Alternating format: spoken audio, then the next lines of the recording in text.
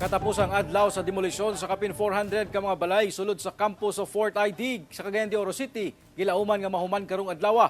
Mga apektadong residente giawag nga hakuto na ang ilang mga nabiling gamit una siradan ang kampo. Ani ang report.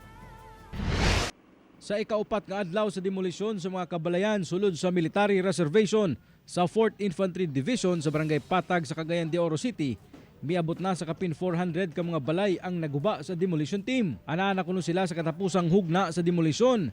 Gani ang uban kanila, clearing operation na lang ang ginahimo. We are expecting to end the demolition today, and if maybe tomorrow or sa Monday, mag-clearing operations pa ang demolition team. Anaan na lamang sa kapin 50 ka mga balay ang tiwasunon sa pagdemolish sa sitio Iraq. Sulod gihapon sa military reservation sa maong kampo. Busa nanawagan sila sa mga residente nga kuhaon na ang ilang mga nabiling mga gamit aron dili kini malakip og labay sa clearing team. Mamahimo nila kining hakuton sugod alas 3 sa hapon hangtod alas 6 sa gabi. Abli sab ang mga gate sa kampo sa adlaw nga Sabado ug Domingo.